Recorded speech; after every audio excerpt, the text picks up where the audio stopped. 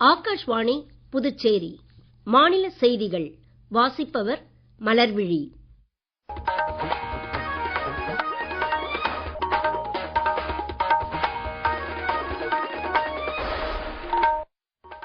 தலைப்புச் செய்திகள். பிரதமர் திரு நரேந்திர மோடி நாளை புதுடெல்லியில் பிரதமரின் தன தானிய யோஜனா திட்டத்தையும் பயறு வகைகளுக்கான சுயசார்பு இயக்கத்தையும் தொடக்கி வைக்கிறார். ஒவ்வொரு மனிதனின் நலவாழ்விலும் மனநலனுக்கு அடிப்படை பங்கு இருப்பதாக உலக மனநல தின செய்தியில் பிரதமர் திரு நரேந்திர மோடி கூறியுள்ளார். இந்தியாவில் டிஜிட்டல் மய பணிகள் துரிதகதியில் மேற்கொள்ளப்பட்டு வருவதாக மத்திய கலாச்சாரத்துறை அமைச்சர் திரு கஜேந்திர சிங் ஷெகாவத் கூறியுள்ளார். புதுச்சேரி மகளிர் மற்றும் மாற்றுத்திறனாளிகள் மேம்பாட்டுக் கழகத்திலிருந்து ஓய்வு பெற்ற பல்நோக்கு ஒருங்கிணைப்பாளர்களுக்கு முதலமைச்சர் திரு ரங்கசாமி இன்று பணிக்கொடை வழங்கினார். இனி விரிவான செய்திகள். பிரதமர் திரு நரேந்திர மோடி நாளை புதுடெல்லியில் பிரதமரின் தன தானிய யோஜனா திட்டத்தையும் பயறு வகைகளுக்கான சுயசார்பு இயக்கத்தையும் தொடக்கி வைக்கிறார்.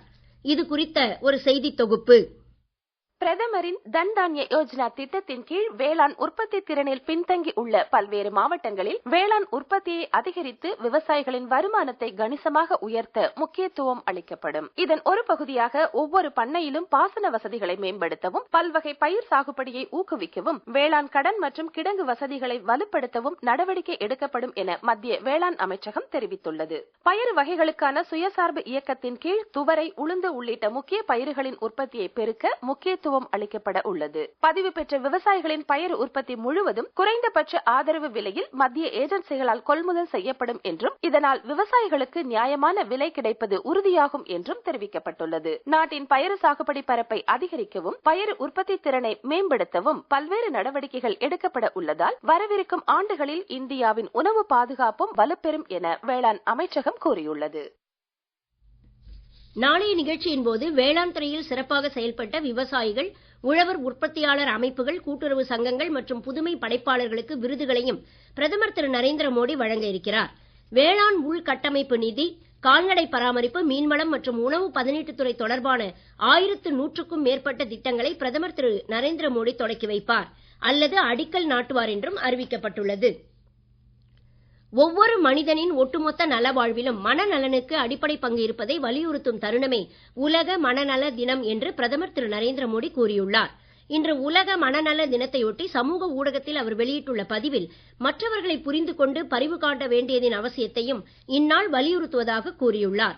மனநல பிரச்சனைகளால் பாதிக்கப்பட்டவர்களுக்கு தேவையான உதவிகளை வழங்கி அவர்களும் மகிழ்ச்சியாக வாழ பாடுபடும் மனநலத் துறையினர் அனைவருக்கும் வாழ்த்து தெரிவித்துக் கொள்வதாக பிரதமர் கூறியுள்ளார்.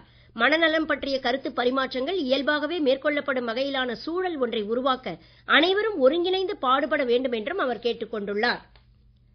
வரி விதிப்பு தொடர்பான பல்வேறு குற்றங்களை குற்றப்பட்டியலிலிருந்து நீக்கி நம்பிக்கை அடிப்படையில் ஆளுகை வழங்கும் வகையிலான இந்தியாவின் வரி சீர்திருத்தங்கள் என்பது குறித்து நிதி ஆயோக் தயாரித்துள்ள வரிக் கொள்கை ஆவணத்தை நிதி ஆயோக் தலைமை செயல் அதிகாரி திரு BVR சுப்பிரமணியம் புதுடெல்லியில் இன்று வெளியிட்டார்.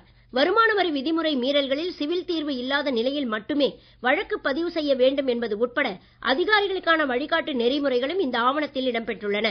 வரி விதிப்பு மற்றும் வரி வசூல் நடைமுறைகளை வரி செலுத்துவோருக்கு உகந்ததாக மாற்றி வரி இணக்க சூழலை மேம்படுத்துவதன் மூலம் இந்தியாவின் வரி கட்டமைப்பை உலகத்தரத்திற்கு உயர்த்துவதே இதன் நோக்கம் என்று திரு சுப்பிரமணியம் கூறினார்.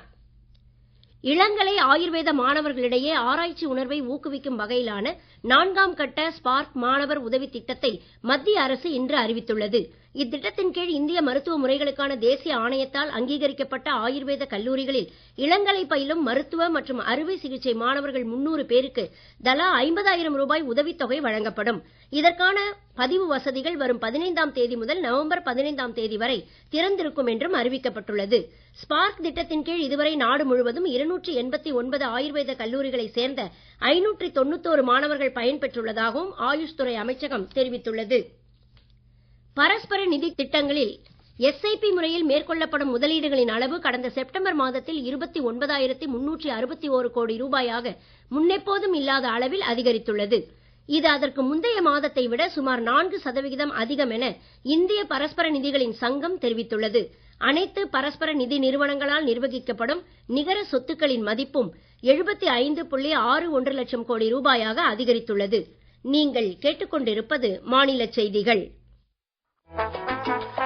ஆகாஷ்வாணி செய்திகளை நேயர்கள் உடனுக்குடன் தெரிந்து கொள்ள எமது புதுச்சேரி மண்டல செய்தி பிரிவின் சமூக ஊடகங்களான @airnews_புதுவை என்ற எக்ஸ் பக்கத்தையும், all India radio news Puducherry என்ற Facebook பக்கத்தையும், @RNU புதுச்சேரி என்ற யூடியூப் சேனலையும் அணுகலாம்.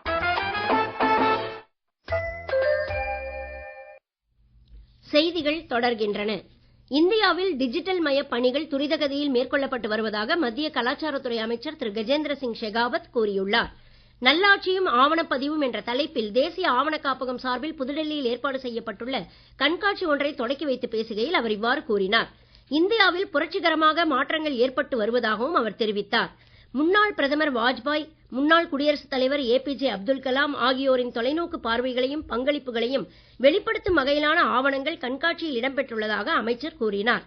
வரலாற்று பதிவுகள் மற்றும் நிர்வாக ஆவணங்களை பேணி பாதுகாப்பதில் தேசிய ஆவண காப்பகம் ஆற்றி வரும் முக்கிய பங்களிப்பை அவர் பாராட்டினார். பிரதமர் திரு நரேந்திர மோடி கடந்த மாதம் 22ஆம் தேதி அறிவித்த GST சேமிப்பு திருவிழாவால் நாடு முழுவதும் அனைத்து பிரிவு மக்களும் பயன்பெற்று வருகின்றனர்.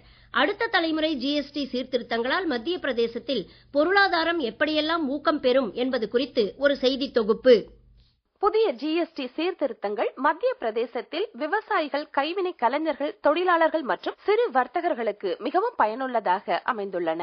உப்பு வகை நொறுக்கு தீனிகள் மீதான GST 5% குறைக்கப்பட்டுள்ளதால் இந்தூர் பகுதியில் சுமார் 3,50,000 தொழிலாளர்களுடன் செயல்படும் புகழ்பெற்ற ஸ்நாக்ஸ் உற்பத்தி நிறுவனங்கள் ஊக்கம் பெற்றுள்ளன. டிராக்டர்கள், பம்புகள் மற்றும் இதர வேளாண் உபகரணங்கள் 5% GST அடுக்கில் கொண்டுவரப்பட்டுள்ளதால் இத்தகைய பொருட்களின் விலையும் 7 முதல் 13% வரை குறைந்து சிறு குறு விவசாயிகளும் நவீன வேளாண் கருவிகளுக்கு மாற வழி ஏற்பட்டுள்ளது. பாரம்பரிய கைவினைப் பொருட்கள் மீதான GST 5% குறைக்கப்பட்டுள்ளதால் மத்திய பிரதேசத்தின் புகழ்பெற்ற கோண்டு ஓவியங்கள், சுடுமண் சிற்பங்கள், அரக்கு பொம்மைகள் மற்றும் பிரம்பு கலைப்பொருட்களின் விலை குறைந்து உள்நாட்டு அளவிலும் வெளிநாட்டு சந்தையிலும் இத்தகைய பொருட்களுக்கு வாய்ப்புகள் அதிகரிக்கும் என எதிர்பார்க்கப்படுகிறது. சத்னா, கட்னி, ரேவா உள்ளிட்ட பகுதிகளில் அதிகமாக உள்ள சிமெண்ட் உற்பத்தி நிறுவனங்கள் சிமெண்ட் மீதான வரி குறைப்பினால் பெருமளவில் பயன்பெற உள்ளன.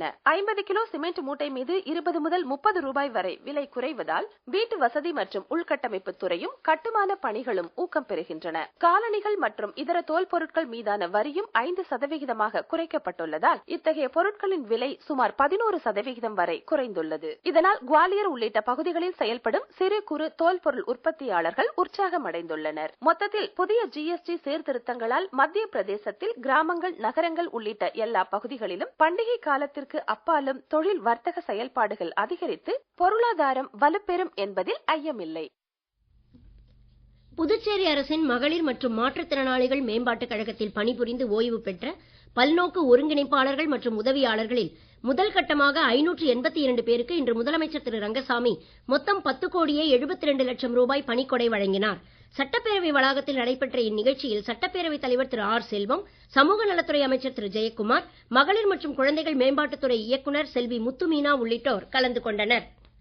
வளிமண்டல கீழடுக்கு சுழற்சிகள் காரணமாக இன்று தமிழகத்தின் அநேக இடங்களிலும் புதுச்சேரி, காரைக்கால் பகுதிகளிலும் லேசானது முதல் மிதமான மழை பெய்யக்கூடும் என சென்னை வானிலை ஆய்வு மையம் தெரிவித்துள்ளது. கோவை மாவட்டத்தின் மலைப்பகுதிகள் மற்றும் நீலகிரி, சேலம், ஈரோடு, திருப்பத்தூர், திருவண்ணாமலை, கள்ளக்குறிச்சி, விழுப்புரம் உள்ளிட்ட மாவட்டங்களில் ஓரிரு இடங்களில் கனமழைக்கும், கிருஷ்ணகிரி மாவட்டத்தில் ஓரிரு இடங்களில் மிக கனமழைக்கும் வாய்ப்பு இருப்பதாக தெரிவிக்கப்பட்டுள்ளது. வரும் 16ஆம் தேதி வரை மழை நீடிக்கலாம் என்றும் எதிர்பார்க்கப்படுகிறது. இதற்கிடையே கடந்த 24 மணி நேரத்தில் தென்மேற்கு பருவமழை வட தமிழகத்தில் தீவிரமாக இருந்தது. வட தமிழகத்தில் அதிகபட்சமாக ராணிப்பேட்டை மாவட்டம், ஆற்காடு உள்ளிட்ட இடங்களில் தலா 12 சென்டிமீட்டர் மழை பதிவாகியுள்ளது. காரைக்காலில் 3 சென்டிமீட்டர் மழை பதிவாகியுள்ளது. இந்திய வெஸ்ட் இண்டீஸ் அணிகளுக்கிடையே புதுடெல்லியில் நடைபெறும் 2வது டெஸ்ட் கிரிக்கெட் போட்டியின் முதல் நாளான இன்று ஆட்ட நேர இறுதி வரை இந்தியா தனது முதலாவது இன்னிங்ஸில் 2 விக்கெட் இழப்புக்கு 318 ரன் எடுத்திருந்தது. முன்னதாக இந்திய அணி டாஸ் ஜெயித்து பேட்டிங்கை தெரிவு செய்தது. 2 போட்டிகளை கொண்ட இத்தொடரில் ஏற்கனவே அகமதாபாத்தில் நடைபெற்ற முதலாவது போட்டியில் இந்தியா வெற்றி பெற்று 1-0 என்ற கணக்கில் முன்னிலையில் உள்ளது. உலக கோப்பைக்கான ICC ஒருநாள் மகளிர் கிரிக்கெட் போட்டித் தொடரில் பங்களாதேஷ், நியூசிலாந்து அணிகளுக்கிடையே இன்று குவஹாத்தியில் நடைபெறும் போட்டியில் டாஸ் ஜெயித்து முதலில் ஆடும் நியூசிலாந்து அணி சற்று முன்வரை 43.4 ஓவர்களில் 5 விக்கெட் இழப்பிற்கு 179 ரன் எடுத்திருந்தது. மீண்டும் தலைப்புச் செய்திகள். பிரதமர் திரு நரேந்திர மோடி நாளை புதுடெல்லியில் பிரதமரின் தன தானிய யோஜனா திட்டத்தையும் பயறு வகைகளுக்கான சுயசார்பு இயக்கத்தையும் தொடக்கி வைக்கிறார். ஒவ்வொரு மனிதனின் நல வாழ்விலும் மனநலனுக்கு அடிப்படை பங்கு இருப்பதாக உலக மனநல தின செய்தியில் பிரதமர் திரு நரேந்திர மோடி கூறியுள்ளார். இந்தியாவில் டிஜிட்டல் மய பணிகள் துரிதகதியில் மேற்கொள்ளப்பட்டு வருவதாக மத்திய கலாச்சாரத்துறை அமைச்சர் திரு கஜேந்திர சிங் ஷெகாவத் கூறியுள்ளார். புதுச்சேரி மகளிர் மற்றும் மாற்றுத்திறனாளிகள் மேம்பாட்டுக் கழகத்திலிருந்து ஓய்வு பெற்ற பல்நோக்கு ஒருங்கிணைப்பாளர்களுக்கு முதலமைச்சர் திரு ரங்கசாமி இன்று பணிக்கொடை வழங்கினார். இத்துடன் இந்த செய்தி அறிக்கை நிறைவு பெறுகிறது. வணக்கம்.